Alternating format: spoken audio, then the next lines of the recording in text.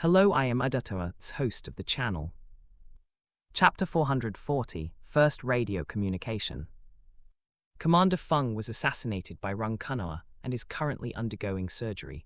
At this moment, her life and death are unknown.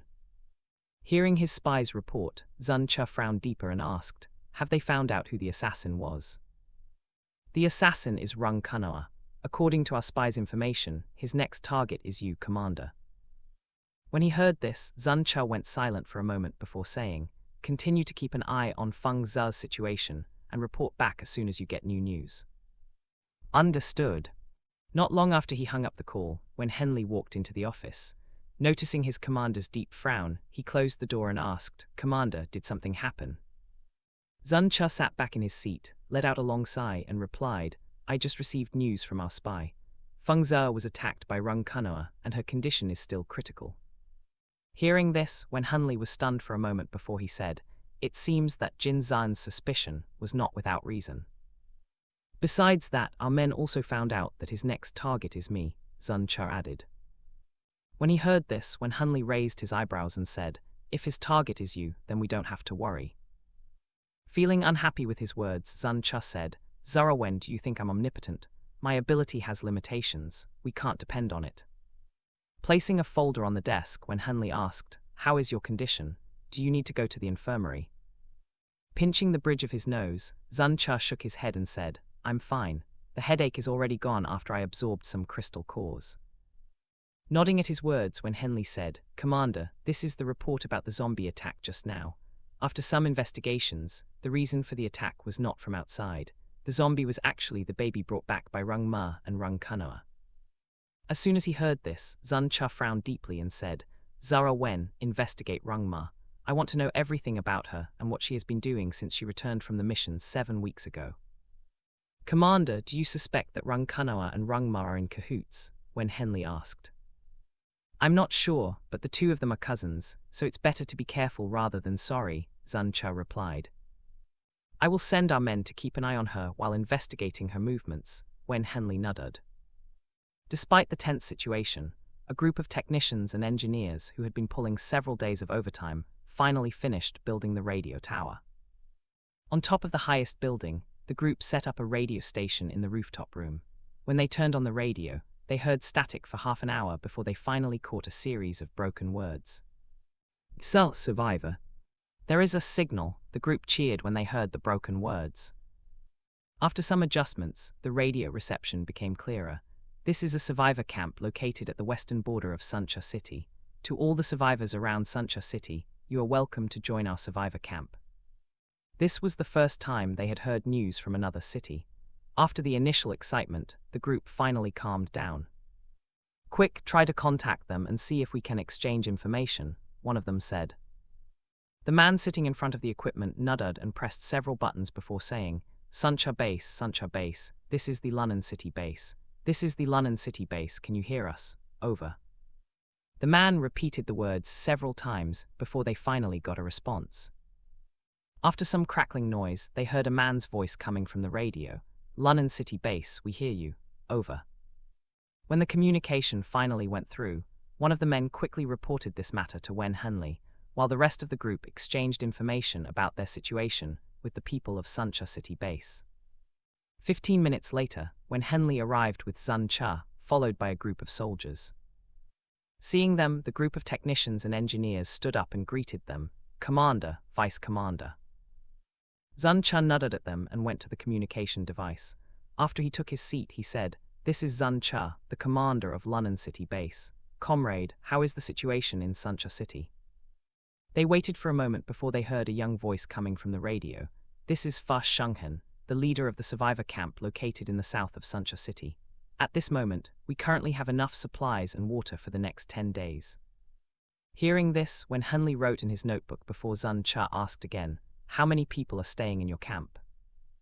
"We have a total of 5,891 ordinary people with 38 ability users." When they heard the number of ability users, they exchanged surprised glances. Due to the high number of ability users residing in the London City Base, they had forgotten that ability users were far fewer than ordinary people. After a moment of surprise, Sun Cha finally said, Comrade Fa, in 16 days there will be a second rain. Before the second rain, you have to strengthen your camp's defenses and make sure to prepare enough supplies to last your camp for at least 2 months. On the other side of the radio, Fa Shenghen was overjoyed when he heard the first half of Zun Chu's words, but when he heard the rest, he was taken aback. After a moment he asked, "Commander Zun, can't the rainwater be consumed?" "The rainwater will carry the zombie virus. Similar to the first rain after the apocalypse, the second rain will bring significant changes to humans, animals, and plants," Zun Chu explained. "We received information from the capital, before the base was destroyed by a zombie horde, that the zombie virus contained in the second rain would be 30% higher than in the first." After a moment of pause, Zun Chu added, "We are worried that after the second rain, the soil, water, and air might be contaminated by the virus, and we would no longer be able to use them." When they heard the news, Fa Shenghen and his friends were stunned. Without water and soil, they might still be able to survive by depending on the ability users. But if even the air was contaminated with the zombie virus, then how would humans survive? "Commander Zun, does your base have a solution for this matter?" Fa Shenghen asked. "After the fall of the capital base, we have estimated that we need to build a higher wall and strengthen the defenses by recruiting more ability users as guards and obtaining more fire weapons. Besides that, we have focused on collecting more supplies and medicines in case of being attacked by a zombie horde," Zun Chu replied. After a moment of silence, he added, "Comrade Fa, if you want, I can send soldiers and planes to pick up your people. You can stay in my base until the second rain passes." When Fa Shenghen and his team heard this, they were taken aback. Even though they hadn't planned to build a survivor camp, they couldn't turn down the people who came seeking a safe place. As days passed, their small settlement had suddenly turned into a survivor camp unknowingly. Now, with more and more people coming to their camp, his team could no longer sustain the supplies for everyone. It would be a better option if they could join a bigger base. "Commander Zun, thank you for your help. I will inform the survivors and make preparations to evacuate," Fa Shenghen said without hesitation. Hearing this, Zun Chu nodded and replied, "Send your survival camp's exact location. My team will arrive tomorrow at the latest." "Understood." Just after they finished their conversation, the radio suddenly lost signal. The technicians quickly checked the frequency for a while before one of them said, "Commander, we lost the signal. Continue sending the message to inform everyone about our base's location and the second rain," Zun Chu said before he left Wenhunli. As for the soldiers, they stayed behind to take turns sending the message. Since the radio transmission had a limited range, the technicians had to build several more radio towers to expand it. At the same time in Suncha City, Fa Shenghen and his team informed the guards to gather everyone in the public hall. Half an hour later, the public hall was crowded with survivors murmuring in low voices. "Comrade, why did the leader ask us to gather today? Haven't we already received our supply for the day?" one of the survivors asked a nearby guard. Hearing this, the guard shook his head and replied, "We were only ordered to gather everyone here." Since even the guards knew nothing about today's agenda, the survivors grew curious while also feeling anxious. After all, there were almost 6,000 people staying in this survivor camp, and most of them were children, elderly, or sickly adults, without the leader and his team going out to look for supplies to support them. They wouldn't have survived this long. Recently, they had noticed that the amount of supplies the team brought back was decreasing and becoming less with each passing day. If this situation continued, they would soon run out of supplies. Judging from their current situation, it was understandable if the leader wanted them to go out and search for supplies. Even if he no longer wanted to provide for them, they had no right to complain. Under the tense atmosphere, everyone waited with their hearts in their throats. 10 minutes later, Fu Shenghen and his team finally arrived and stepped onto the stage. Standing before the crowd, he took the megaphone handed to him by one of his team members. After turning it on, he said, "Everyone, I believe that each of you is curious about the reason we gathered here today. I have bad news and good news to share with you." When they heard his words, the survivors looked at him with worry. They murmured for a moment before turning their full attention back to him. Seeing that everyone had calmed down, Fu Shenghen said, "The bad news is there will be a second rain in 16 days, and this rain will contain a zombie virus. After this rain, there might be another mutation, and the number of zombies will increase. With our camp's defenses, it's impossible for us to survive if we are attacked by a zombie horde. He paused to let the survivors process the information before continuing. The good news is, we managed to contact the Linen City base, and they will send a team and planes to help us evacuate. They are willing to accept us and let us stay there until the second rain passes. Not long after he finished, one of the survivors raised her hand and asked, "Boss, what about our food and water? Even if they agree to let us stay there, will they agree to share their supplies with us?" When they heard this, everyone nodded in agreement. They knew that even a family wouldn't agree to share their supplies in such a situation, let alone strangers. So they were grateful to Fu Shenghen and his team for taking them in and supporting them for so long. Hearing this question, Fu Shenghen was stunned. During the radio conversation, he had forgotten to ask about this matter, and as the survivor said, it was impossible for them to depend entirely on the Linen City base. They would still need to secure their own supplies. He exchanged glances with his team members for a moment before saying, "Regarding the supplies, the commander of the Linen City base didn't mention anything, but after we evacuate to their base, we will find a way to collect supplies. Right now, the most important thing is for us to pack up and get ready. The Linen City base's team will arrive tomorrow at the latest." Noticing the survivors' hesitation, Fu Shenghen said, "I won't force you to follow us if you want to stay, but I hope everyone can stay strong and not give up on life easily. I believe that as long as we stand and work together, we will be able to survive this calamity." Although the survivors were pessimistic that the Linen City base would share their supplies, they still believed in Fu Shenghen and his team.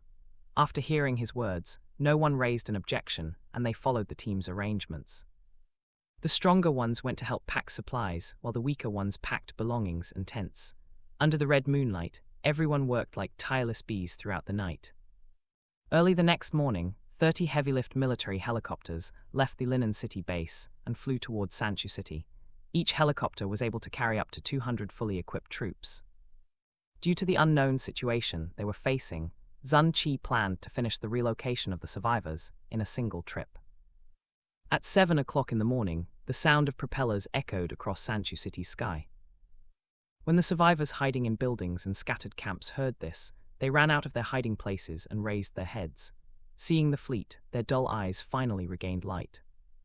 "That's the military. The government didn't give up on us," one of the survivors hiding in an office building exclaimed as he waved his hands from the open window. "We are here, over here. Save us, we are here." The survivors shouted at the top of their lungs, hoping to catch the soldiers' attention so they would come and save them. Unfortunately, no matter how loud their voices were, they were drowned out by the sound of the propellers. As they watched the military helicopters fly farther and farther away, the light in their eyes dimmed and their shoulders slumped. Meanwhile, one of the pilots contacted the Linen City base using their satellite communication device.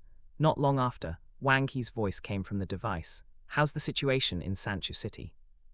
"Sergeant Wang, there are a lot of survivors trapped in the city center and hiding in buildings. The situations in the camps are not optimistic. With their current defenses, they would be annihilated the moment the zombie horde arrives." Hearing the report, Wang Yi said, "I will report this to the vice commander. For now, make sure to complete the evacuation mission of Fu Shenghen's camp first." "Understood," the pilot replied before switching the channel to inform the rest of the team members. Under Wang Yi's orders, they didn't make any stops and flew directly toward Fu Shenghen's survivor camp. When they arrived, the sun had already risen higher. The survivors hadn't slept the whole night and had managed to pack up everything. Now, they waited for the people from the Linen City base with hopes and worries mixed in their hearts. Soon after, they saw the military helicopters land one after another in the open field near their camp. After shutting off the engines, the soldiers sent by Zun Qi came out of the helicopters one after another. Carrying rifles, they stood in a neat formation before a man finally walked to the front. They didn't go to the camp but waited outside. 10 minutes later, Fu Shenghen and his team walked out of the camp to meet them. Standing a meter away from the soldiers, Fu Shenghen reached out and said, "Comrade, my name is Fu Shenghen. I'm the leader of this survivor camp. These are my team members." "Hello, I'm the leader responsible for this mission, Zai Zhou," the man said as he shook Fu Shenghen's hand and introduced himself. After the brief introduction, he asked, "Are you and your people ready to leave now?" Fu Shenghen nodded and said, "We can leave anytime." Nodding, Zai Zhou said, "Each chopper can carry 200 people including their luggage. Your men can follow my soldiers' arrangements and proceed with the evacuation now."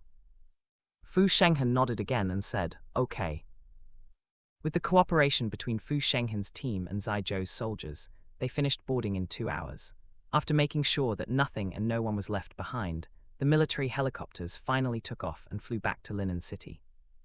2 hours later, they arrived at the Linen City base. After the engines were turned off and the doors were opened, the guards led the survivors out of the helicopters. As soon as the survivors stepped onto the ground, their eyes widened in surprise as they looked around the landing area. At this moment, they were standing on the open field of the military barracks of the base. Standing several meters in front of them, Wang He walked over and asked, "Captain Zai, are these all the survivors from Sanchu City?" "There are still lots of survivors scattered in Sanchu City.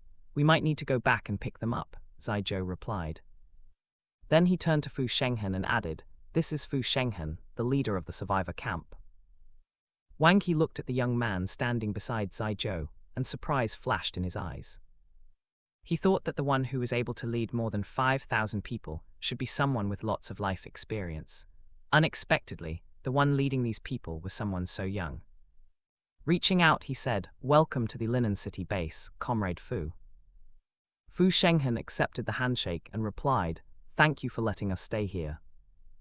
After they exchanged greetings and introduced themselves to each other, Wang He said, "We have prepared a residential area for you and your people. In the coming days, you can read this booklet to learn about our base's rules and regulations. If you need anything, you can find me at the central ring or ask a soldier to send the message." Fu Shenghen accepted the booklet with a nod and said, "Thank you, Brother Wang." While Zai Zhou and his team went to report to Wen Hanli, Wang He led Fu Shenghen and his people to the residential area prepared for them. At first, they thought they would have to stay in the slum area. After all, they were burdens and couldn't repay anything to the Linen City base. Unexpectedly, they were led to the new residential area built by the base. The buildings were similar to apartments, with 10 floors, and each floor had 10 rooms. With the document listing the survivors' information, Fu Shenghen quickly divided the rooms among everyone. After they received their keys, the survivors went to check their new homes excitedly. The elderly and children stayed on the lower floors, while the men and stronger women stayed on the higher floors. They thought that without electricity, they would have to climb the stairs, but when they entered the building, they were stunned to see the elevator still working. Standing inside the elevator, a boy carried by his mother asked, "Mom, is this our new home?" Hearing this, his mother smiled and replied, "We will stay here for a while." "Mom, will there be monsters in this place? Will we be eaten like my dad?" the boy asked again. This time, his mother's eyes turned red, and she choked back her sobs as she said, "Baby, this place is safe. There won't be monsters here." The boy finally let out a soft sigh of relief and buried his face in his mother's shoulder. Not long after, he fell asleep with a smile on his face. When they reached their designated floor, they walked out of the elevator. The woman searched for her room for a while before she opened the door. The moment she and the people staying with her saw the room, they were stunned. Inside the room, there was a small living room connected to the dining room. In the dining room, there was a table and several chairs made of wood. Beside the dining room, there was a small kitchen with a gas stove. As for the gas cylinder, they needed to buy it using crystal cores or points. Unlike the apartments built before the apocalypse, the rooms in this apartment were all the same size. Inside the room, there were 2 bunk beds and 2 additional beds. The cabinet was large enough to be shared by several people. With each room shared by 6 people, one apartment could accommodate 30 people, as there were 5 rooms in each apartment. As for the bathroom, there were 2 shared bathrooms, located beside the kitchen. After they toured the apartment, they chose their rooms and went to rest. Since they had just arrived, the Linen City base provided them with 15 liters of water for washing up and drinking. As for supplies, Fu Shenghen and his team shared what they had, which was enough for at least a week. While the survivors of Sanchu City were settling down in their new homes, Jin Zuyan and his team finally reached the end of the tunnel. Despite the narrow tunnel, at the end of the tunnel was a massive cave filled with countless large, smooth rocks. The rocks were black, and the surface was smooth like crystal. The moment Zhao Lijai stepped into the cave, she felt a tug from the depth of her soul. She stared at the rocks in a daze. At this moment, she felt a deep familiarity, as if she had been in contact with this rock her whole life. "Captain, are these the minerals Commander Zun wants?" Zyro Kai asked. Our mission is to take back the mineral. Whether this is what Commander Zun Qi wants or not is not our concern, Jin Zuyin replied. As they walked into the cave, Qin Luzi said, Captain, my map can't detect anything in this place. Everyone be careful, don't touch the rock, Zhang Yuan said. As an Earth-type ability user, he could feel that the rocks scattered around them were different from ordinary rocks. He felt a dangerous pressure emitting from them. Just after he finished speaking, Zhao Lijai reached out and touched one of the rocks. The moment her fingertips brushed the smooth surface, her space suddenly shook, and the massive rock was pulled into it. When the rock appeared in her space, a hole appeared on the grassland, and the rock was buried there, leaving only its tip exposed. Before Zhao Lijai could regain her senses, Feng Yun asked, Sister-in-law, how did you take away the mineral? Hearing this, she was pulled out of her thoughts and turned to him, asking, What do you mean? You can't store it in your space. Sister-in-law, not to mention how big the mineral was, I can't even store this stone, Pei Yixi said, while showing her a mineral the size of a pebble. Both Feng Yun and Zyro Kai nodded in agreement. Unlike other items, when they tried to store the rocks in this cave in their space, it was as if a barrier blocked their mental and ability energy. No matter how they tried, they couldn't put the rocks into their space at all.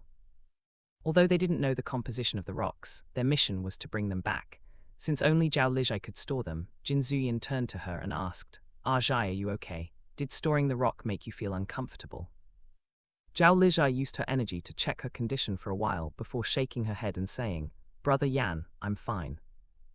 Looking at the size of the cave, Jin Zuyin turned to Zhang Yuan and asked, Old Zhang, can you dig another tunnel to the outside?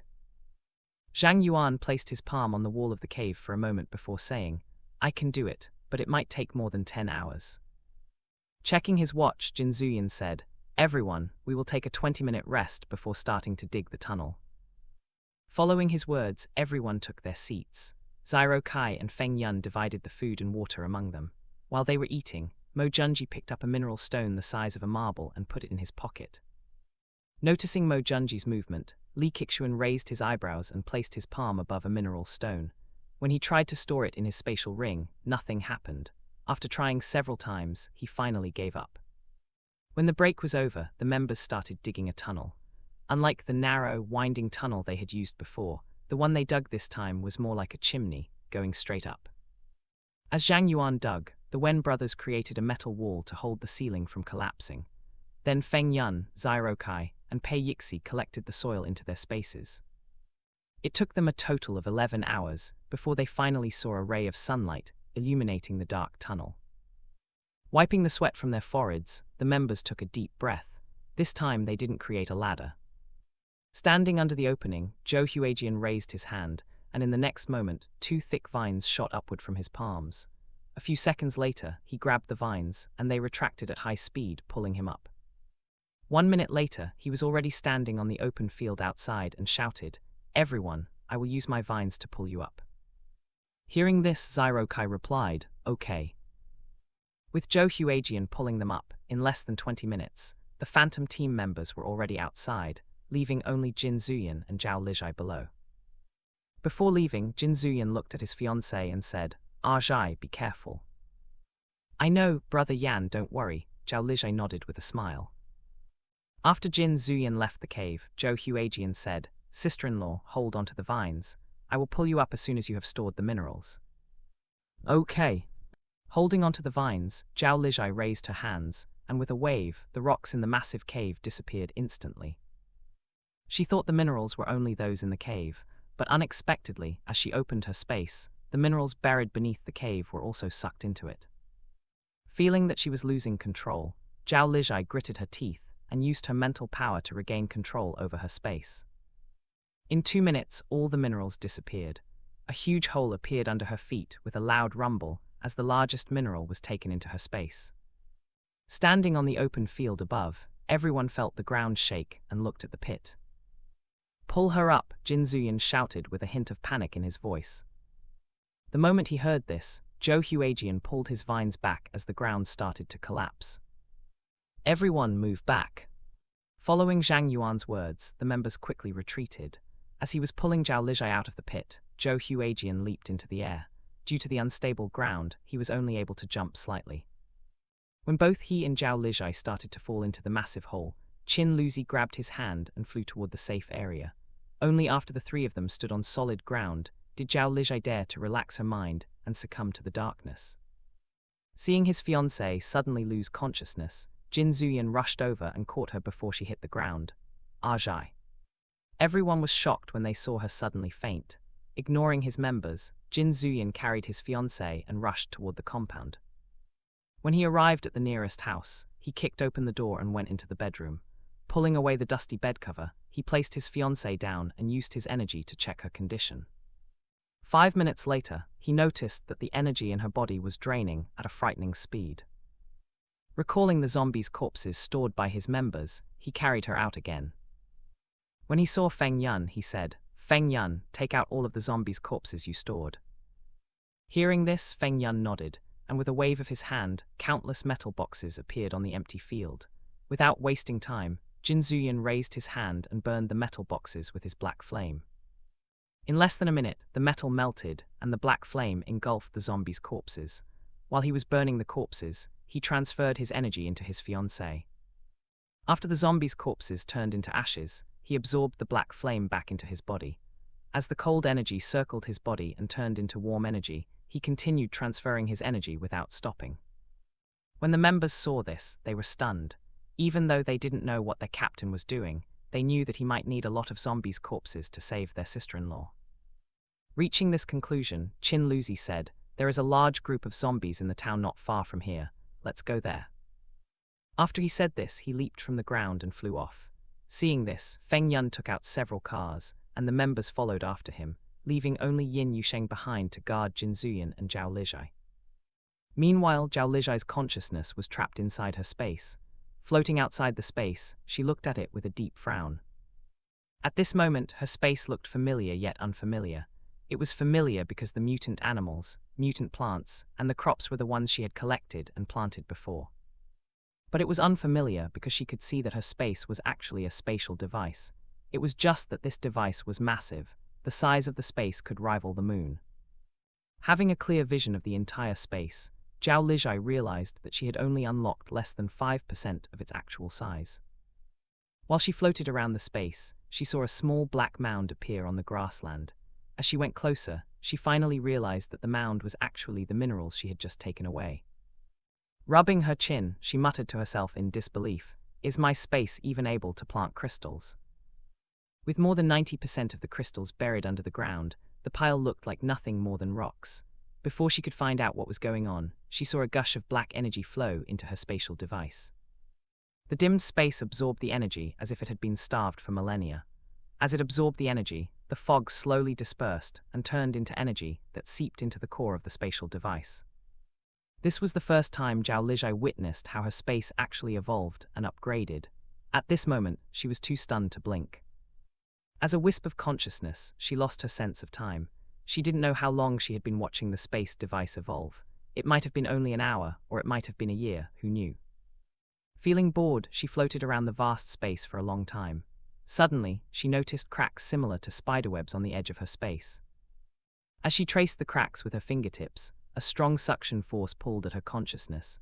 Before she was engulfed by darkness, she heard a faint mechanical voice echo in her mind. Hosts signal Gaia lock in location. When she opened her eyes, Zhao Lijai was taken aback as she stared into her fiancé's pale face. Before she could ask what had happened to him, he leaned down to hug her. As he buried his face in the curve of her shoulder, Jin Zuyan said hoarsely, "Aitg, you finally woke up." After a while, Zhao Lijai finally asked, "Brother Yan, what happened to me?" Hearing this, Jin Zuyan let her go and replied, "After you took away the minerals, you suddenly fainted." "How long have I been unconscious?" she asked again. "It has been half a month." The moment she heard this, Zhao Lijai sat up suddenly and said, "Brother Yan, the second rain." Jin Zuyan nodded and glanced at the closed window. Even from inside, they could hear the clear sound of raindrops hitting the rooftop and windows. Zhao Lijai thought for a moment before she said, "Brother Yan, let's go back as soon as possible." The two of them knew that this rain would last for a long time, and during this period, it was dangerous to stay outside the base. "Aitg, we can't use the chopper." "Why?" Jin Zuyin did not reply to her and went to open the window instead. As soon as the window was opened, they saw the dark sky flash as lightning crossed, as if it wanted to split the heavens. Thunder roared, mixing with the sound of the heavy rainstorm. With the current weather, it was indeed impossible to travel by aircraft. Their only option right now was to use cars. You just woke up and have not yet fully recovered. Stay here, I will go inform the members. We will depart as soon as possible, Jin Zuyin said before he left the room. After she was alone, Zhao Lijai entered her space and opened the information panel. Besides the additional crystal hill and the fog becoming thinner, there was nothing different in her space. She looked around for a while before she went to get some food and left the space. When she finished eating, Jin Zuyin returned from outside and said, Aitg, it's time to depart. Okay. The moment the members saw her, they walked over and asked about her condition. Noticing their concern, Zhao Lijai smiled and said, I'm sorry for making everyone worry about me. I'm fine now. Sister-in-law, if you feel unwell, just let us know, Gao Bohai said. Okay, thank you, Brother Gao, Zhao Lijai nodded. While the Phantom team members traveled back in armored cars, Commander Zun Qi was having a meeting in the Linen City base.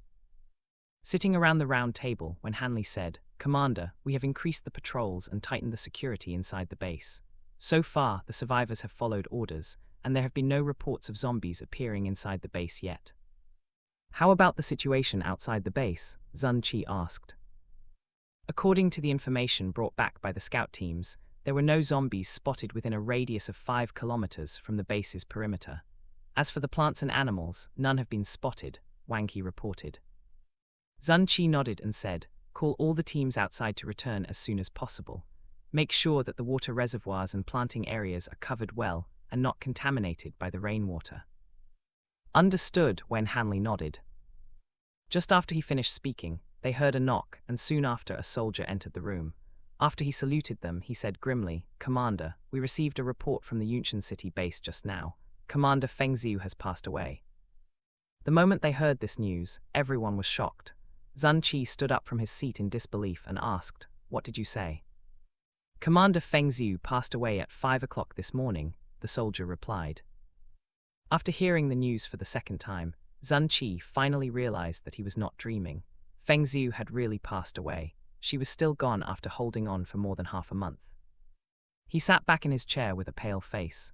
Clenching his fists tightly, he said, Issue a wanted order. Whoever catches Rong Kinyu will be rewarded with 50,000 crystal cores. Commander, it might be hard to catch him alive, Zhao reminded him. Dead or alive, bring him back to me, Zun Qi replied coldly. Understood, Zhao replied and left the meeting room. Noticing that their commander was not in the mood for a meeting, when Hanley left the room, followed by the staff and the leaders. When he was finally alone, Zun Qi gritted his teeth and muttered hoarsely, Feng Ziu, you bastard. You not only forgot about your promise, you even dared to die before me. Zun Qi stayed in the meeting room for half an hour. When he walked out of the room, he had already returned to normal as if nothing had happened.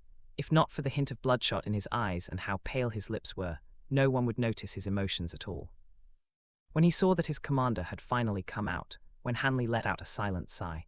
Besides Zun Qi and Feng Ziu, only he knew that the two of them had been in a relationship during their university days. Even after they had broken up for so many years, he was still unable to move on. Now, receiving the news about her death, it was normal for him to feel heartbroken. Noticing Wen Hanley's gaze, Zun Qi took a deep breath before he said, No need to look at me like that, I'm fine. Hearing this, Wen Hanley nodded and said, Commander, the Phantom team sent a message. They are on their way back, but due to the bad weather, they are using the cars instead of the choppers. Did they say how long it would take for them to return? Zun Qi asked. Shaking his head, Wen Hanley replied. Captain Jin said that it might take 2 weeks or longer, depending on the situation. When he heard this, Zun Qi frowned for a while before he said, We can't depend on them forever. Keep an eye on the zombies' movement. I have a bad feeling about this rain. Understood. After the brief conversation, the two of them returned to their offices and got busy with their work. At the same time, the survivors who were forced to stay inside their homes were feeling uneasy and irritated. Even though the base still provided them with water and food every day, their situation was no different from house confinement. If they wanted to leave their houses, they had to submit a request. Only after they got permission would they be able to go out, and that was also with a guard following them. This situation continued for several days until 10 days after the second rain, a commotion suddenly broke out in the infirmary area. Zra! Why are there zombies inside the base? Guards, where is the guard? Crash! Save me. The zombies rushed over and bit off the nearest survivor's neck. As the warm, fresh blood spurted out from the wound and stained the ground, the zombies let out an excited roar and started eating the flesh and organs. Seeing this, the survivors ran for their lives while more and more zombies appeared, attracted by the loud sounds. Commander, zombies have broken into our base, a soldier said as he entered Zun Chi's office. Hearing this, Zun Chi stood up and said, "Send the guards to control the situation." "Commander, the zombies are too strong and fast. Our weapons can't kill them at all," the soldier replied. When he heard this, Zun Chi frowned and said, "Inform all of the mercenary teams and ability users in our base to clean up the zombies as soon as possible. They will be rewarded according to their contributions." Understood, the soldier nodded and went out to the mission hall. 15 minutes later, the mission hall used the radio transmission to announce the mission to the entire base. Attention to all residents, zombies were found inside the base. Ability users are required to join the guards to clean out the zombies. Everyone will be rewarded according to their contributions. As for commoners, please stay in your homes and lock the doors and windows. Please keep yourself and your loved ones safe. As the announcement was repeated several times, the survivors finally learned about the situation. Unfortunately, the situation was already out of control. The people who had been lying sickly in bed just a moment ago suddenly opened their eyes and lunged at the nearby people. Their eyes had turned white, and their nails were long and black, while their bodies only showed some signs of rigor mortis. Due to the sudden change of situation, many people were caught off guard and killed by the zombies. With more and more casualties, the infection spread at a frightening speed. Wash tilde boom. Near the south entrance, a group of soldiers were fighting against a group of zombies. Unlike the zombies before the second rain, these zombies were much stronger and more agile. Normal weapons are no longer able to kill them. Bangs, bangs, bang. The soldiers continued firing their guns at the zombies, but most of their shots missed the targets. Even with the ability users' help, they could barely hold on. Zra! A zombie let out a roar before it swung its hands, sending large stones floating in midair. Seeing this, Zaijo said, "Everyone, be careful, it's a mutated zombie." As soon as he said this, the zombie swung its hands and a huge boulder and large stones flew from the roadside toward him. Seeing the incoming attack, he pulled out his double swords and slashed the boulder. Crack, boom. The boulder was split in half by his attack and flew to the sides, crushing zombies, while the large stones were blocked by the wind shield around his body. Zra! The zombie let out another roar and rushed toward him. Both of its hands were covered with a layer of stone, making them look like a hulk. As it rushed toward Zaijo, the zombie raised both of its hands and clasped them together. Clang, crack, boom. The collision between the zombie's fists and Zaijo's swords created waves of energy spreading to the surroundings. As the wind rose, the dust and debris flew, creating a thick cloud that obstructed everyone's vision. When the soldiers and ability users saw this, their eyes filled with sorrow and anger. While everyone thought that Zaijo had been crushed under the zombie's fists, a tornado suddenly appeared, sweeping the zombie into the air. Standing in the center of the tornado, Zaijo bent his knees and leaped into it. The next moment, he appeared behind the zombie and swung his swords. Crack, duog. When his sword failed beheading the zombie, he kicked the zombie and sent it into the lowest part of the tornado, where the wind was the fiercest. With the wind under his feet, he dashed toward the zombie. Using the momentum, he flew toward the zombie and swung his swords. Crack, crash. With wind covering his swords, added with the motion force, he managed to sever the zombie's head in one smooth motion. As the black blood and rotten flesh mixed in the tornado, he landed on the ground. Waving his hand, he dispersed the tornado. The moment the soldiers saw that their captain was still alive, they let out a sigh of relief. But before they could ask whether he was injured or not, Zaijo said, "Stop daydreaming and clear the zombies." Hearing this, the soldiers refocused their minds and continued killing the zombies. At the same time, a soldier guarding the fourth wall saw a thick cloud in the distance. Using the military binoculars, he took a clearer look. The moment he saw the cause of the thick cloud, his face turned pale instantly. It took him a moment to regain his senses. Taking out his communication device with a trembling hand, he pressed the button and said, "Sergeant Wang, a zombie horde is coming." On the other side, Wang He was in the middle of battle and shouted, "Talk louder." "Sergeant Wang, a zombie horde is coming our way," the soldier repeated. When he heard this, Wang He cursed, "Damn it." After he crushed 2 zombies' heads in front of him, he said, "Sound the alarm and inform Commander Zun. I will go there as soon as possible." "Understood," the soldier replied and cut off the communication. He quickly ran to the guard post and pressed the red button on the wall. The next moment, the loud sound of a siren echoed throughout the entire base. All of the survivors had been informed about the base's rules and regulations, including the alarm codes. When they heard the long, blaring siren, everyone turned to look at the north gate. Without wasting time, the guards quickly gathered at the north wall. Before they could see the size of the zombie horde, they heard alarms sounding from the west, south, and east gates. Hearing this, Zun Qi's expression turned solemn. Standing on top of the north wall, he looked at the zombies. Due to the high number, they looked like a dark cloud from afar. Turning to Wen Hanley, he said, "The horde will arrive in 5 hours. Prepare for battle." "Understood," Wen Hanley nodded, and quickly went to organize the soldiers and ability users. After receiving Zun Qi's order, the guards quickly sorted the supplies and built several temporary infirmaries near the fourth wall. At the same time, they also opened the registration to list the ability users' names, abilities, and personal information of those who wanted to join the battle against the zombie horde. While the Linen City base was in full swing preparing for the battle, the Yunshan City base's situation was not as promising as theirs. At this moment, the leaders were sitting around the table in the meeting room anxiously. As the main seat was empty, one of the leaders said, "Now that the zombie horde is approaching, but our supplies and weapons are not enough, what should we do next?" Hearing this, another leader scratched his bald head and said, "What can we do besides defend our base? Do you think with the number of guards and ability users we will be able to defend against the zombie horde? Rather than waiting for death here, it's better to escape," an old man said angrily. While the leaders engaged in a heated argument in the meeting room, a young man walked toward the morgue in the hospital. With the zombie horde approaching, all of the hospital staff and guards were assigned to the front line. Pushing the door open, the cold air hit his stern face. He looked around before he spotted Feng Xiu's body. Standing beside the bed, he pulled at the white cloth covering her naked body.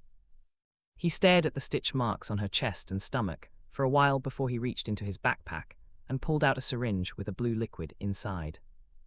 The next moment, he stabbed the needle into Feng Xiu's heart and injected the blue liquid. Afterward, he put the syringe back into his backpack and fed her a golden-colored crystal core. When he was done, he took out a set of women's clothes from his backpack and started dressing Feng Xiu. 10 minutes later, he left the morgue with her on his back. 30 minutes later, he placed Feng Xiu on an SUV's passenger seat. After he buckled up her seat belt, he turned on the engine and pressed on the pedal. When they reached the gate, the corner of his lips lifted. 200 meters in front, the leaders and their men were clashing with the guards. Not long after, they managed to push open the gate. While the guards were caught in the battle against the leaders and their men, the SUV drove past them and left the base at a high speed.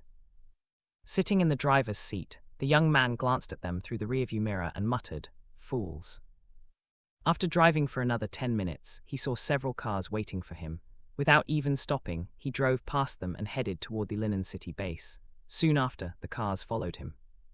Half an hour later, after they left, more and more people left the Yunshan City base, abandoning their homes. While they ran for their lives, the zombies gathered from all directions, moving toward the base. A few hours later, the zombies entered the safe perimeter of the Linen City base's fourth wall. At this moment, the guards and the mercenary teams were standing on top of the wall with grim expressions. Thanks to the huge number of survivors joining them recently, the Linen City base had enough guards and ability users. Although they lacked weapons, they were able to use stone, oil, and other things to stop the zombies from breaking the wall. When the zombies finally crossed the radius range of 400 meters, Zun Qi raised his hand and said, "Attack." Boom, booms, boom. Following his order, the soldiers launched the cannon, and the explosions killed several groups of zombies instantly. Despite the attack, the zombies continued rushing toward the wall. Boom, booms, boom. The sound of explosions echoed throughout the entire area as the soldiers continued firing the cannon from every side of the wall. Half an hour later, the zombies entered the radius of 200 meters from the wall. While the cannon continued firing, the soldiers aimed their rifles at the zombies. Raising his hand, Sun Qi gave the next order, shoot. Bangs, bangs, bangs, bang. Following his order, the soldiers pulled the triggers and shot down the zombies one after another. Compared to the destructive power of the cannon, the rifles were not as powerful. It took the soldiers several shots to kill a zombie. Due to this, the zombies finally reached the range of 100 meters from the wall. The ability users watched the zombie tide with widened eyes filled with horror. But as the zombies entered their attack range, determination flashed in their eyes as they heard Sun Qi say, "Be brave and never give up. Protect our home and loved ones, kill the zombies." As soon as they heard these words, the guards and ability users raised their hands and shouted in unison, "Protect our home and loved ones, kill the zombies." The next moment, countless rays of colorful light flashed as the ability users launched their attack toward the zombies. Boom, booms, boom. The sound of explosions echoed non-stop, mixed with the roars of zombies. Despite their attacks, the zombies finally reached the wall. They rushed toward the entrance where Aitg, the guards and strength-type ability users were waiting for them. Seeing the incoming zombies, Aitg narrowed his eyes and commanded, "Protect the gate and keep the opening. Kill every zombie coming into our way." Understood, the soldiers replied in unison as they held their blades tightly. Zra! The next moment, a level 2 zombie leaped out from the group and swung its sharp claw at Aitg. Clang! The collision between the sharp claws and the dual swords created sparks that flew everywhere. The force of the collision forced Aitg back several steps. His feet left deep traces on the ground as he held his ground. Feeling the numbing sensation in his palm, he gritted his teeth and kicked the zombie away. The next moment, he dashed toward the zombie and swung his swords. 2 wind blades flew toward the zombie at a fast speed. Noticing the incoming attack, the level 2 zombie twisted its body to dodge. But before it could move, earth walls suddenly appeared, blocking its path. Zra! Crash! The zombie was trapped and unable to dodge the attack. The wind blades flew past the zombie, splitting its head into 3 parts instantly. As black blood spurted out from the severed neck, its body was trampled under the feet of the zombies rushing from behind. Aitg had no time to check the zombie's head or look for a crystal core. Without wasting even a second, he swung his swords and continued killing zombies. When the soldiers and ability users witnessed how he fought on the front line, they pressed down their fear and joined the battle. A similar situation happened at the other entrances. With Sun Qi and Wen Hanli taking command of the West Gate and North Gate, Gu Shao's took command of the South Gate. As for the East Gate, it was under Wang He's command, assisted by Fu Shenghen. While an intense battle happened in the Linen City base, the Phantom team was fighting a large group of zombies on the border of Xianing City. Located northwest of Linen City, it was a small city between Liang and Linen. As they fought, Qin Luzi suddenly said, "Captain, there is a group of ability users inside the 3-story building, 800 meters away from our location." Hearing this, Jin Zuyan asked, "How many people?" After a moment of silence, Qin Luzi replied, 16 people. Since the number of zombies was high and they were stronger than before, Zhao Lijai said, "Brother Yan, I will go and check the situation." Jin Zuyan hesitated for a moment before he nodded and said, "Be careful, retreat if you face danger, don't engage in unnecessary battles." Understood, Zhao Lijai replied before she leaped from the high metal platform. Before she fell in midair, an ice shield formed below her feet. As she stepped on the ice shield, she leaped forward at a fast speed. The moment she left, the ice shield shattered and turned into countless ice needles that pierced the zombies' heads below. The members watched her moving with ease in midair, in amazement. Pei Yixi learned to use her space to kill zombies from Zyro Kai. As she used the massive boulder to smash the zombies below, she said, "As expected of my sister-in-law, even though she is not a wind-type ability user, she is still able to move freely in the air." Hearing this, Zyro Kai replied, "Not only that, sister-in-law is also a good fighter. Her skills are fierce, sharp, and precise. She is a killing machine." "I wonder how much energy my sister-in-law has right now," he added with curiosity. Standing beside him, Feng Yun said, "Focus on making yourself stronger, and don't pry into others' privacy too much." Aitg glanced at him, trying to read his mind, but before she could enter his consciousness, she was repelled by a force. When she regained her senses, she met Feng Yun's cold gaze. Even without saying a word, she could see the killing intent inside his clear eyes. At this moment, Aitg realized that while the Phantom team members accepted her, Feng Yun did not fully trust her. Reaching this conclusion, she no longer dared to pry into his mind anymore.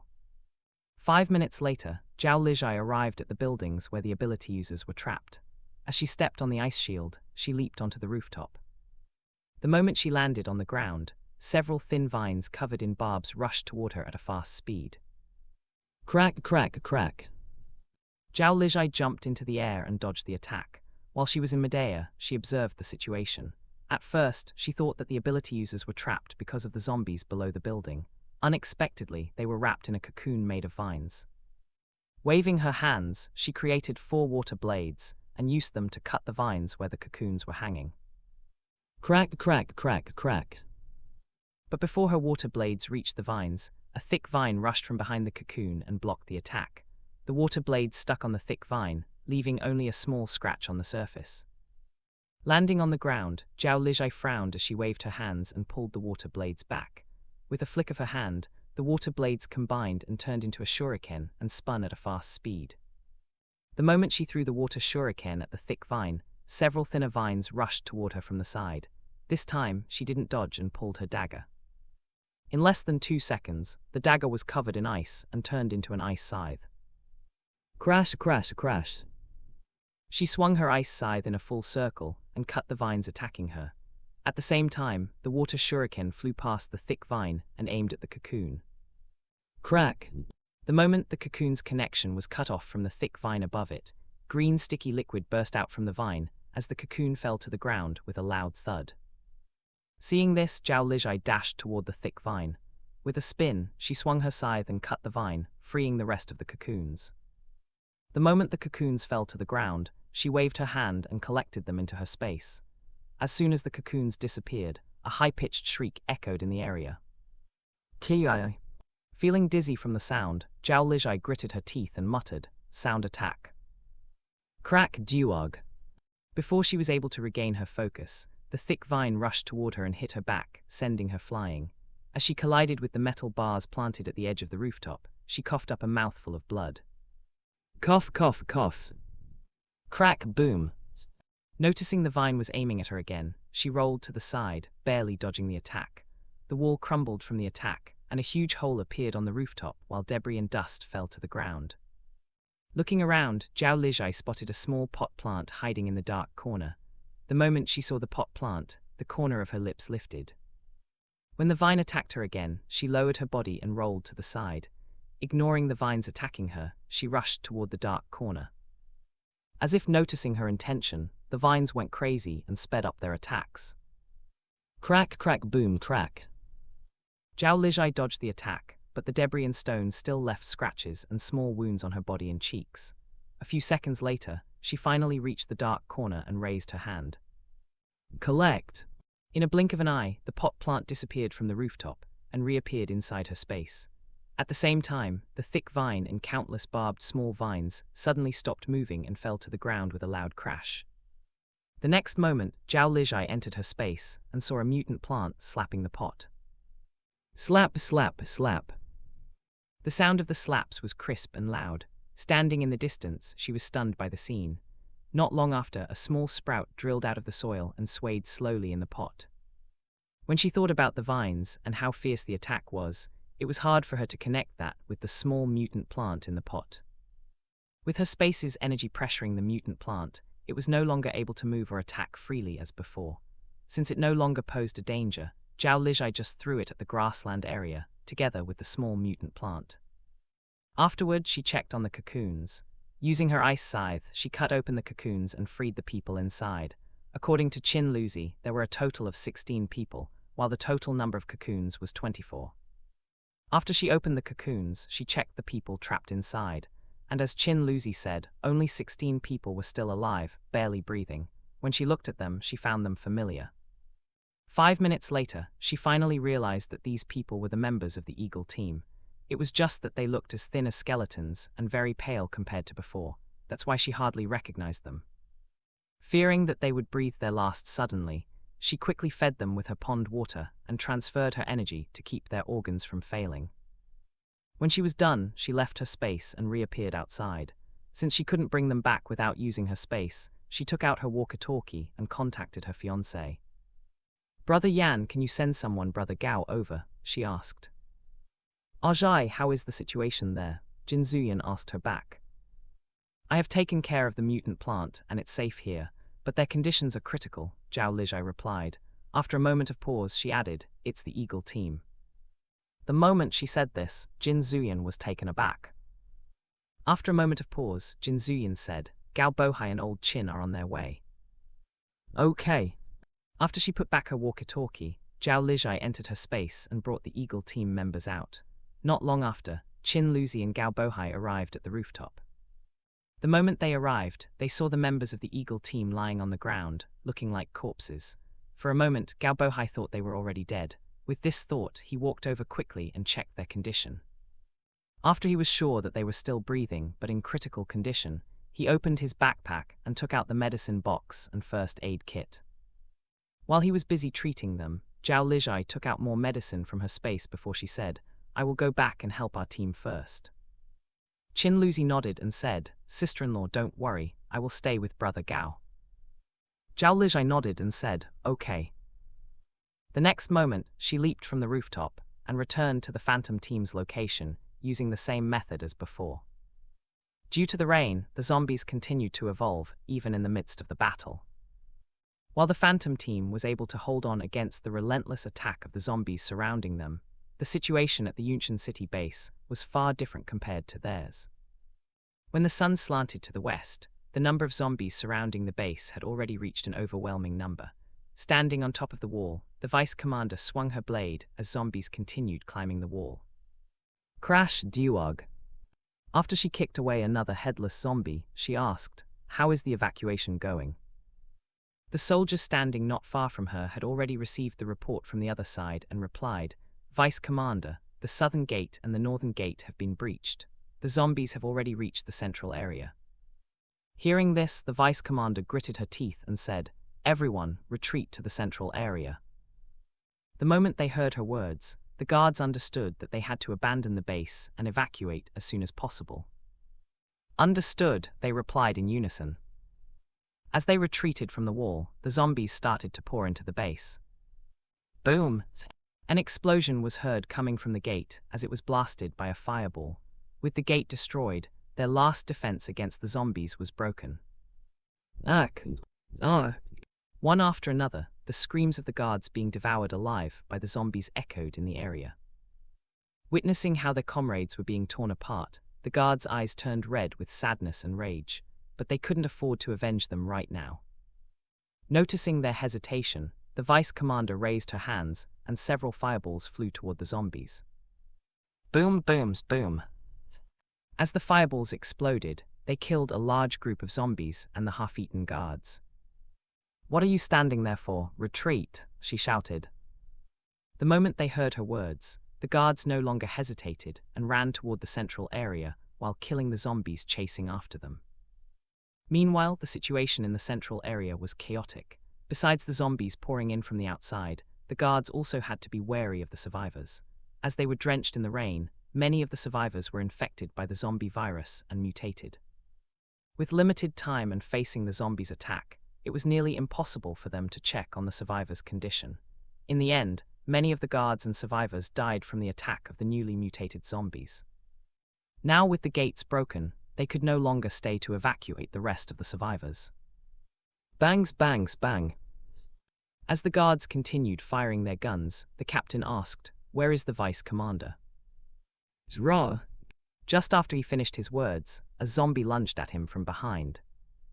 "Captain, be careful," the nearby soldier shouted as he swung his blade. Clang!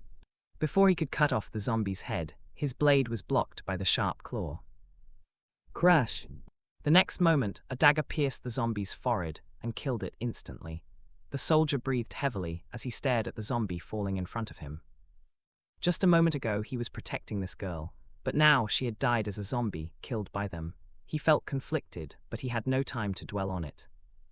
5 minutes later, they saw a group of soldiers running toward them. Booms, boom! As the fireballs flew toward them and killed the zombies attacking them, the vice commander said, "Get in the chopper." Following her order, the soldiers entered the chopper. As the propeller started to spin, the chopper slowly took off. Standing 2 meters away from the chopper, the vice commander continued to clear the zombies, making sure that the chopper could take off smoothly. When the chopper had already flown off the ground, the soldier shouted, "Vice Commander." Hearing this, she ran to them, and with a bend of her knees, she leaped into the air. At this moment, the military chopper was already 12 meters above the ground. Even as a level 2 ability user, it was still hard for her to jump so high after spending almost all of her energy fighting the zombies for hours. As she realized that her hand couldn't reach the landing skid, despair flashed in her eyes. While everyone thought that she would fall and end up being torn apart by the zombies below, her wrist was caught by a strong hand. Before she could react, she was pulled up. The military helicopter swayed for a moment due to their movements, but after a moment, it finally flew away as the zombies roared below. After they climbed into the chopper, the guard quickly closed the door and heaved a sigh of relief. Turning her head, she looked at the man who risked his life to save hers and said hoarsely, "Thank you, Captain Lin." The man stared at her with a deep gaze when he heard her words and asked sarcastically, "Zhu Wai, we have known each other for 20 years. Don't you think it's too late for you to distance yourself now?" Hearing his words, Zhu Wai bit her lips and closed her eyes. She didn't want to engage in childish bickering with him. It was better to rest and recover her energy. The guards exchanged awkward glances for a moment before the pilot asked, "Captain Lin, where should we go now?" Lin Kuei stared at the sea of zombies below them and replied, "Linen City Base." 2 hours later, they finally reached the Linen City Base. From the sky, all they could see was a sea of black below. As they flew closer to the base, they felt a chill run down their spines. The zombies were like moths flying toward the fire without fear or hesitation. Colorful lights flashed as the ability users launched their attacks, followed by explosions that killed the zombies attacking the base, while the guards continued firing their rifles and cannons. Unlike the Yunshan City Base, the situation in the Linen City Base was much better. Despite being attacked from all directions, they could see that the defense was organized and orderly. The guards and ability users would take turns to rest, while the nurses and ordinary people would carry the wounded to the temporary infirmary for treatment. At the same time, women and children would send water and food to the guards and ability users who were resting under the wall. As the helicopter flew toward the base, Gu Shaoz noticed them and used his water ability to create a sentence, "Go to the military field on the 3rd ring." The message was short and clear. After reading it, the pilot checked the base and continued flying toward the 3rd ring. After they passed the 4th wall, they realized that despite the intense battle on the outer wall, the situation inside the base was calm, even though the people were busy moving supplies and carrying wounded people. 5 minutes later, the chopper finally landed on the military training ground and turned off the engine. As soon as they walked out of the chopper, a soldier approached them. After giving them a salute, he said, "Comrades, please follow me. Commander Zun Qi wishes to meet you." Zhu Wai nodded and said, "Please lead the way." Although they did not know what Zun Qi wanted, since they had come to seek refuge, they still had to pay a visit. With this thought, they followed the soldier and went to the meeting hall in the military training ground. They thought that Zun Qi would be in his office handling documents. Unexpectedly, he was in the middle of discussing the base's defense with the leaders. After they were led into the meeting room, Zun Qi only glanced at them briefly before turning his gaze to the map spread in the middle of the oval-shaped table while saying, "Since you are here, join our meeting." Zhu Wai was taken aback when she heard his casual tone. Before she could reply, she saw Lin Kuei walk over and say, "The Yunshan City base has fallen. How is the situation in your base?" "We are still able to hold on. Did you manage to evacuate the survivors?" Zun Qi asked. Lin Kuei looked at the map and saw the red cross on the Yunshan City, and knew that the red crosses on the map marked the fallen bases and survivor camps. After a moment of silence, he said, "We were only able to evacuate 30% of the total residents. The rest were killed or mutated. We sent them to your base. Have they arrived?" Zun Qi shook his head and said, "With the current weather, the chance for them to survive the flight was only 5%. You are very lucky." Hearing this, Lin Kuei replied, "It is because I have a good pilot." When everyone heard their conversation, they realized that the two of them were familiar with each other and might already have been in contact before the second rain. After a moment of hesitation, Zhu Wei finally asked, "Lin Kuei, you know Commander Zun?" Turning to her, Lin Kuei nodded and replied, "You met him on your 18th birthday." Recalling the vague memories in her mind, Zhu Wei's eyes widened as she said, "He was the one you brought back home." "Long time no see, Ziro Zhu," Zun Qi greeted her with a nod. Zhu Wei nodded and replied, "Brother Zun, long time no see. Since you are here, take a 2-hour break and register your names at the mission hall.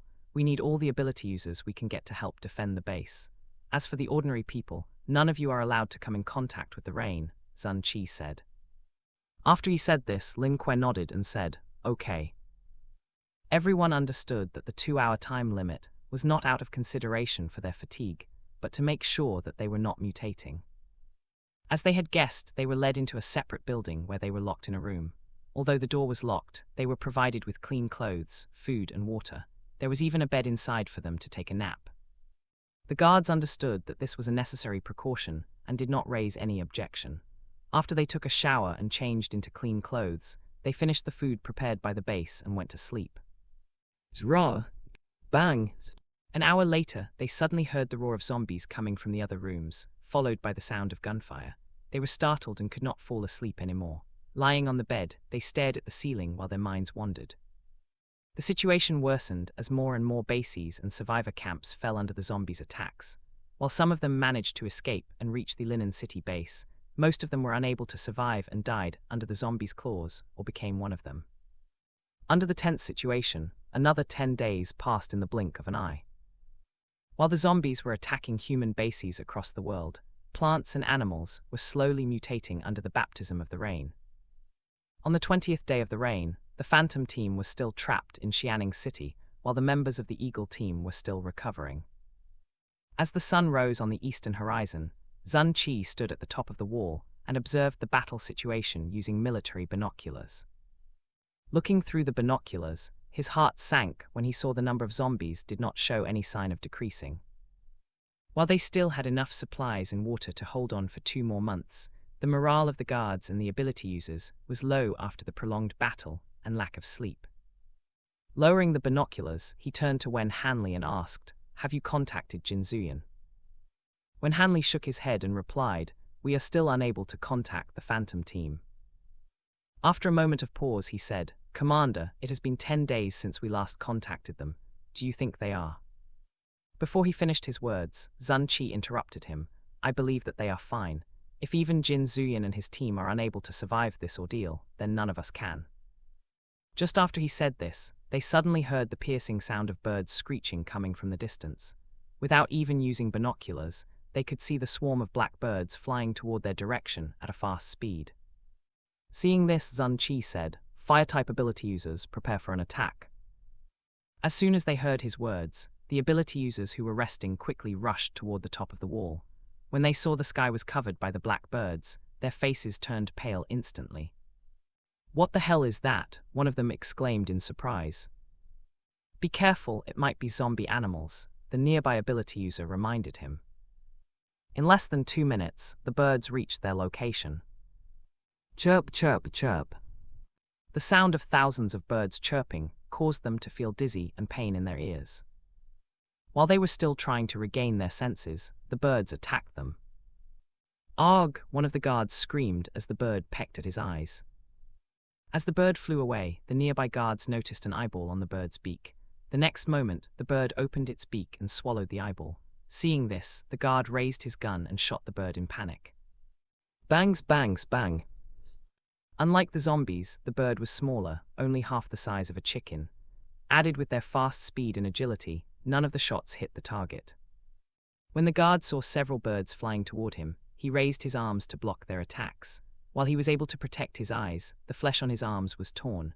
Fresh blood seeped from his wounds and dropped to the ground. Boom! A fireball flew toward the bird and killed a large group of it. As the birds fell to the ground, Rongmore shouted, "Bring the wounded back to the infirmary." Crack, boom!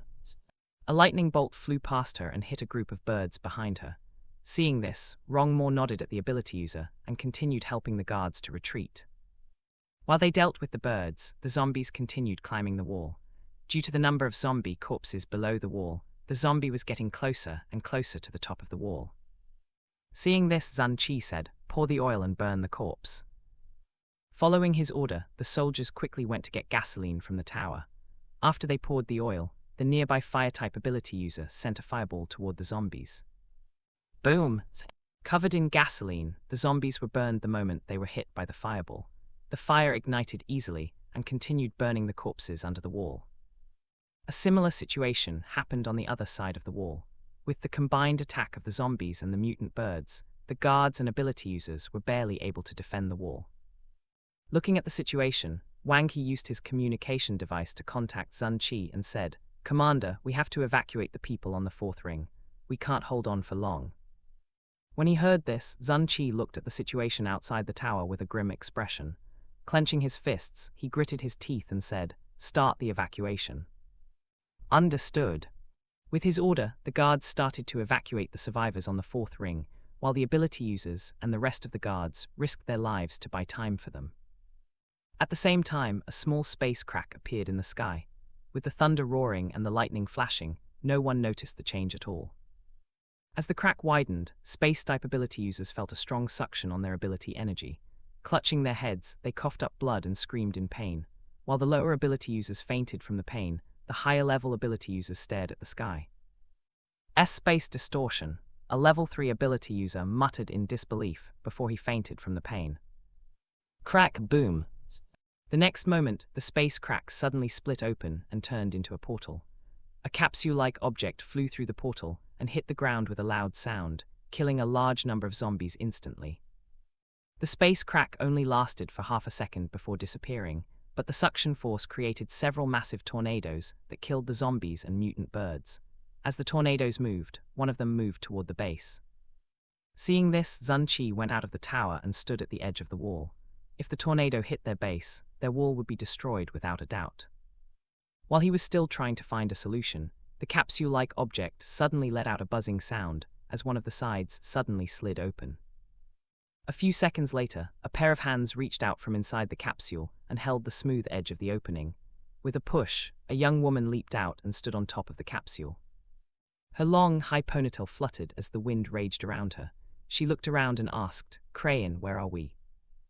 In the midst of the zombies' roars and the tornadoes whistling, a cold, mechanical voice sounded in the young woman's mind. "Host, we are currently on the ancient blue planet, year 2188 CE. Hearing this, the young woman frowned for a moment and muttered, "Ancient blue planet. Isn't the ancient blue planet destroyed millions of years ago?" "Correct, our location is indeed the ancient blue planet, 58 years before the destruction," Crayon replied.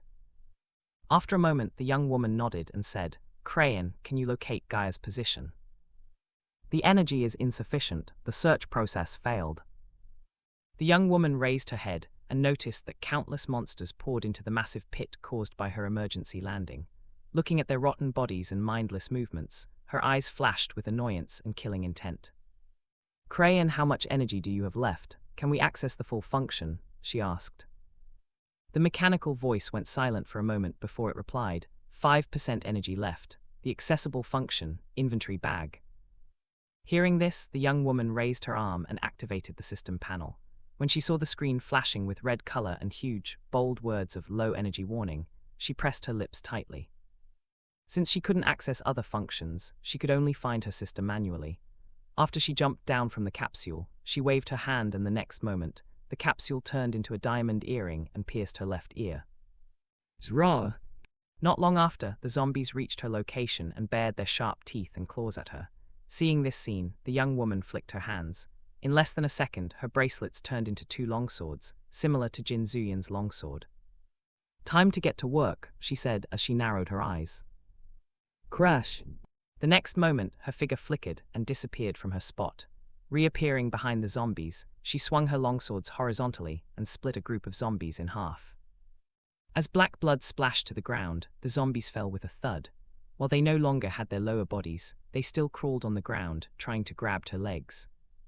Seeing this, she frowned deeply and asked, "Crayon, what type of monsters are these?" Initiating scanning. Scanning complete. Information downloading is complete. After 10 seconds, the mechanical voice added, "Host, this monster is a result of a failed experimental subject, known as a zombie by the ancient blue planet's residents several million years ago. 100% pain resistance, high stamina, high sense sensitivity, high hearing sensitivity, slow and stiff movement, low intelligence. Weakness, brain, energy source, crystal located in the brain." When she heard this, the young woman's eyes turned cold as she muttered, "It seems that those bugs have already been destroying planets for millions of years, using the same method." As soon as she finished her words, her figure flickered and disappeared from her spot. The moment she reappeared, she was standing 20 meters away. Crash, crash, crash. When she swung her longswords to clean the black blood on the blade, the zombies behind her suddenly split open and turned into countless pieces of rotten meat. Black blood spurted out like fountains, thickening the rancid stench in the air. Raising her head, she saw the sky was covered with a layer of large birds. Looking at them, fascination flashed in her eyes. This was the first time she saw such a creature. "Crayon, I once read in the history record that the residents of the ancient blue planet had a deep culture regarding the food they consumed. Can we eat that creature?" she asked as she pointed at the sky. "Host, the creature is a mutant rock dove. It's edible," Crayon replied. Hearing that the bird was edible, a smile finally appeared on the young woman's face. With a flick of her hand, one of her long swords turned into a hand cannon. Raising her hand, she aimed at the dense flocks above her head and clenched her fist. Booms, booms, booms, booms, boom. The next moment, the hand cannon fired several times, killing large groups of the mutant birds instantly.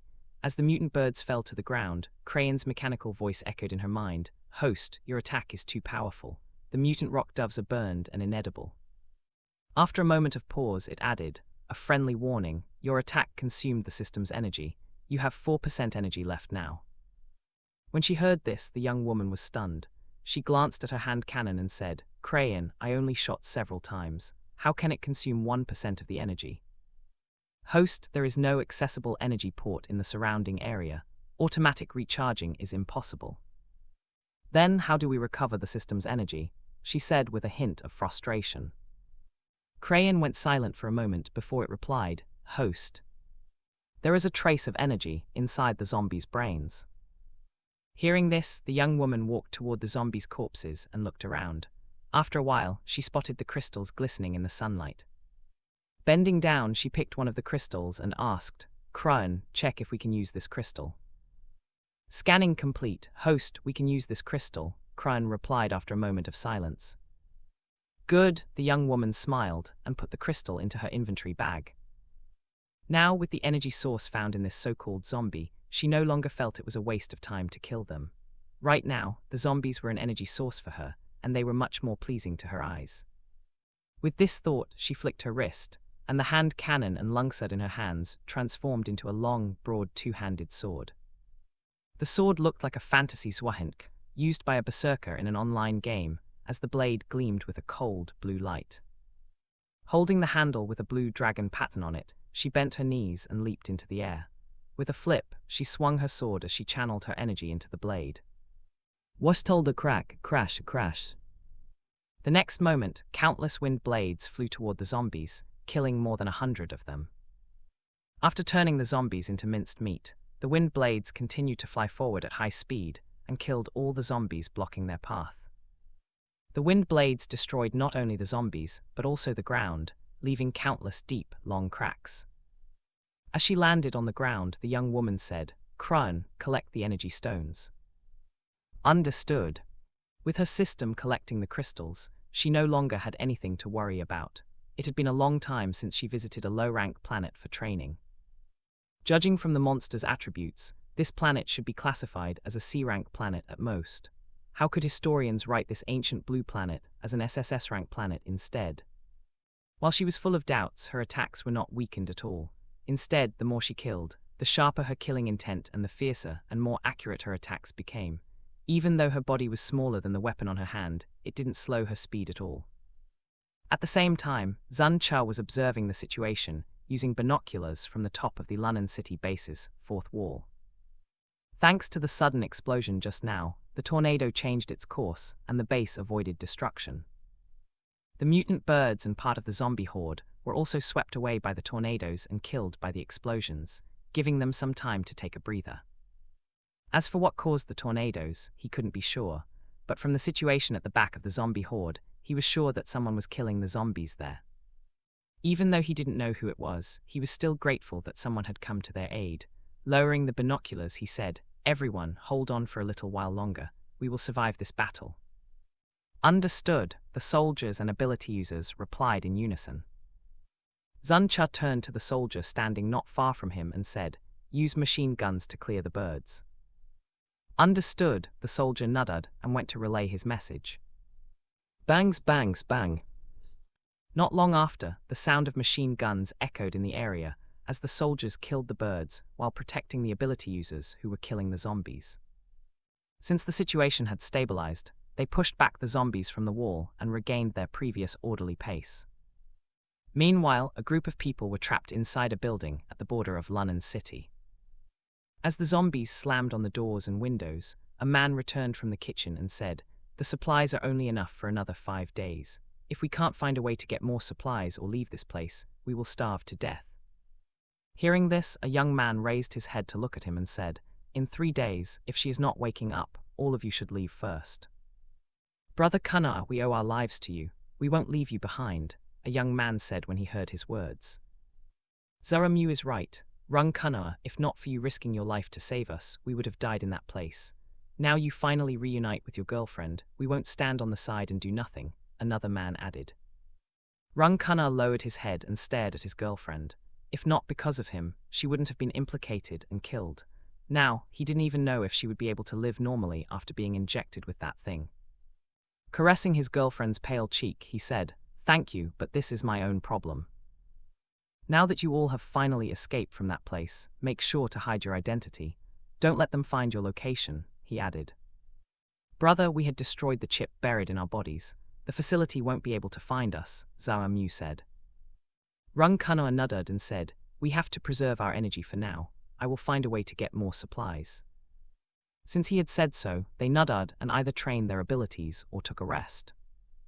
Under the continued pouring rain and the relentless attack of the zombies, more than 60% of the population turned into zombies or perished under the zombies' attack in 25 days. As the sun rose in the eastern horizon, Fengza finally woke up from her coma. As her eyelashes fluttered, she slowly opened her eyes.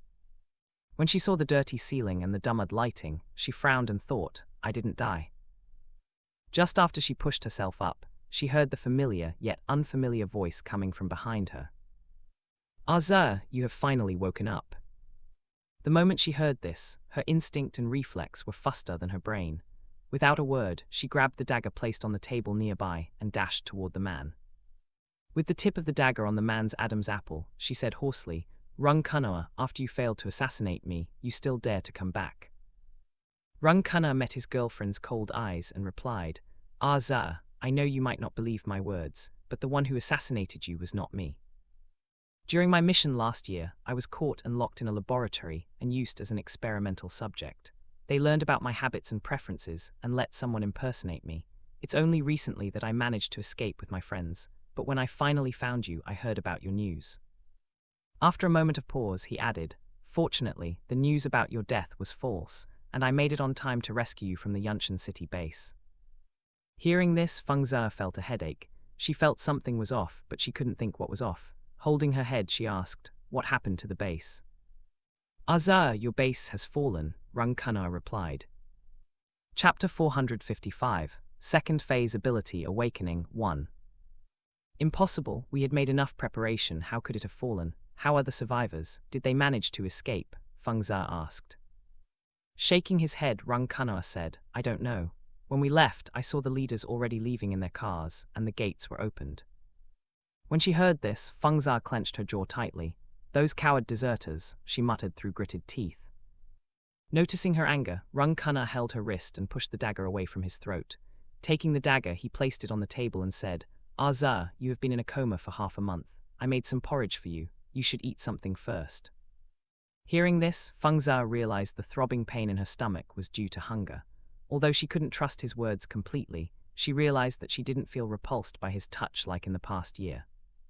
As they sat on the chairs, she glanced at him and saw a scar behind his ear.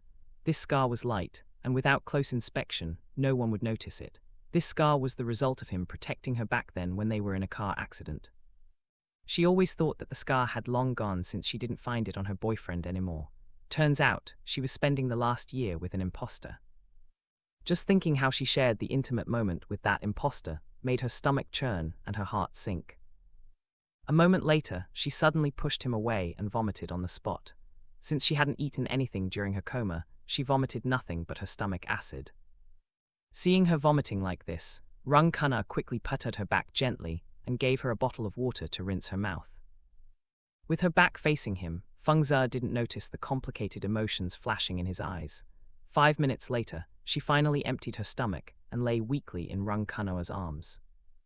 After he cleaned her face using a wet towel, Rung-kana said, "Aza, eat something first before you go back to sleep," in order to avoid making her nauseous again. He carried her to another room and placed her on the table covered with several tablecloths as cushions. Sitting on the table, she only reached his chin when they faced each other. She hesitated for a while before she said, "Kinyu, I'm sorry." Taken aback by her sudden apology, Kinyu asked, "Why did you suddenly apologize to me?" Lowering her head, Fengzi replied, "In the past few months, I thought you were staying with me. Even though I doubted that person, I never looked for you. Before she finished her words, Kinyu covered her lips and said, "You don't have to tell me, I know." Hearing this, Fengzi's eyes widened in surprise. "It would be a lie to say that I'm not jealous or angry, but compared to losing you, those were nothing," he added with a smile. While Fengzi didn't understand what he was scared of, she still couldn't bring herself to treat it as if nothing had happened. She betrayed him, and that was a fact. Noticing his girlfriend was avoiding his gaze and touch, Kinyu placed the bowl of porridge aside and reached out to hold her cheeks. Turning her face, he looked into her eyes and said, "Fengzi, I know you only got together with me because you wanted to cut off your ex-boyfriend's feelings toward you. For you, our relationship might be something physical, but for me, it's more than that. So I will never despise or look down on you just because you slept with someone who impersonated me." "Why aren't you angry? I slept with someone else, I betrayed you," she asked. Kinyu smiled and asked, "When you slept with him, who were you thinking about?" "It's you." "Then that's enough. You didn't betray me because in your heart and mind, the one sharing that intimate moment with you was me. You were tricked, and it's not a reason for us to break up," Kinyu said firmly. When she heard his words, Fengzi let out a chuckle and said, "You really have a strange logic." Finally seeing her smile, Kinyu hugged her and replied, "I am, so you can't leave me. Otherwise, no one would want me anymore." After a moment of silence, Fengzi returned his hug and nodded, "Okay." While the two of them shared their heartfelt words, several survivor camps in Jiangning City had fallen under the attack of zombies. As the sun was setting in the western horizon, sounds of explosions and gunfire mixed with the roars of zombies echoed in the Jiangning City base. Crack, boom, boom. Raw. Standing on top of the wall, Aitg waved his hand, and several lightning bolts flew toward the metal needles. With the addition of the lightning, the destructive power of the metal needles increased by several folds. Stab, stab, stab, boom, boom, boom. As the metal needles pierced the zombies' heads, the lightning merged within and blasted the zombies' heads into a pile of rotten flesh and a pool of black blood. The guards and ability users standing nearby were stunned by the way Aitg and his team killed the zombies. After he returned from Linen City, Aitg was locked up in his house by his father. When he was released, he no longer went against his father but started recruiting ability users. In 2 months, he managed to recruit more than 30 ability users to join his team. At this moment, his team was the only A-rank mercenary team in the Jiangning City base. While he was fighting on top of the wall, Li Yang and Chu Zhimiao were killing zombies outside the gate. Unlike the elemental-type ability users, Li Yang was a strength-type ability user. He could only engage in close combat, therefore he chose to fight directly at the gate. Even though Li Yang was facing the zombies in close combat, there were walls built by the metal-type ability users to block the zombies. With only a 1-meter-wide opening, only 2 or 3 zombies could pass through. No matter how fast the zombies moved, with several ability users fighting in the front, and a group of guards standing on the gate killing the zombies that managed to bypass the frontline fighters. None of the zombies were able to enter the gate. Narrated. In the midst of the low-level zombies attacking the gate, a growling sound echoed in the area. Compared to the zombies' roar, this sound was more like the growling of wild beasts. Before Li Yang could react, a black, massive dog suddenly leaped from behind the zombie and lunged at him from the side. Seeing this, Chu Zhimeo's eyes flickered as she shouted, "Li Yang, be careful." Crash. Li Yang let out a grunt as his left arm was bitten by the dog. As the dog's sharp teeth pierced his skin, he felt as if his arm was injected with cold water. Duog. The next moment, he grabbed the dog's head, pulled it off his arm, and kicked it away. As his flesh was torn, warm blood flowed from his arm and dropped to the ground. Using his palm to cover his wound, he endured the pain and returned to the base. As soon as he retreated, several ability users went forward to take his place. Chu Zhimeo noticed his wound and rushed over to check on him. Noticing that even his bone was visible, she said, "Li Yang, let's go to the infirmary." Feeling that his arm had started to become numb and stiff, he shook his head and said, "Something is wrong with my wound. Don't go to the infirmary, let's go back to my place." Hearing this, Chu Zhimeo glanced at his wound and saw black veins starting to spread around it.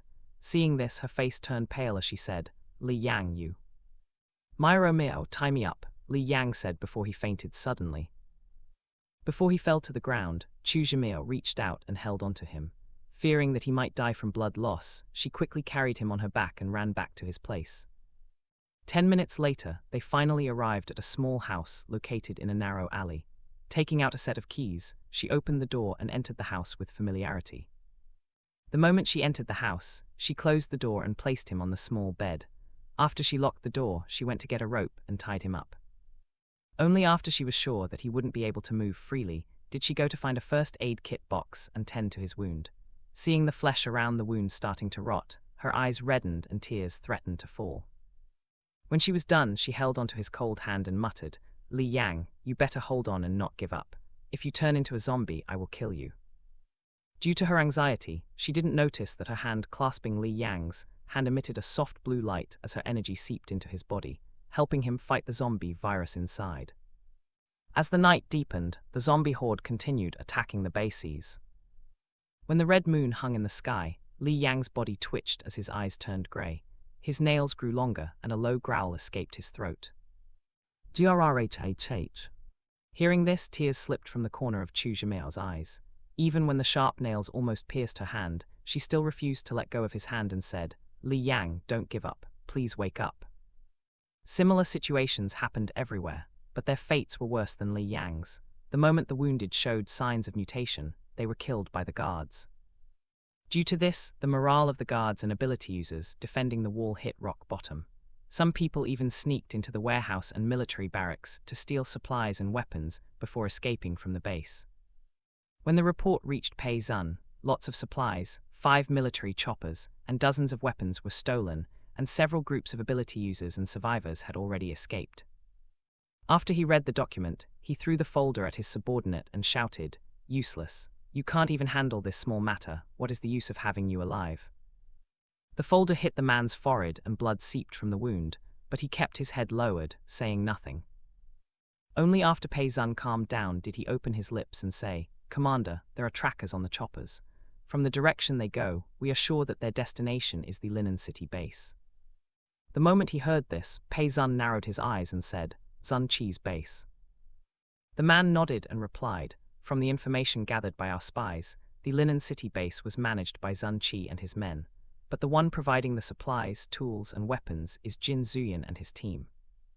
Hearing the familiar name, Pei Zun tapped his fingers on the desk and said, "Keep an eye on Jin Zuyan and his team. They might be useful one day." The man nodded and said, "Understood." After he picked up the folder and placed it on the desk, he gave him a salute and left the office.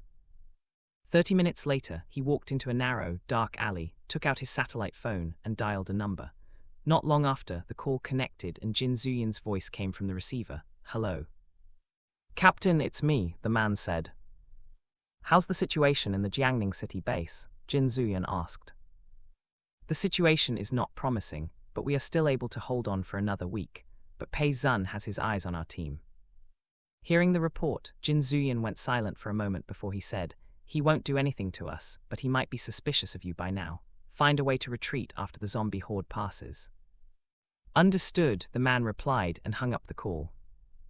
Thanks for watching. Please sub and like the video and comment down if anything wrong in the story.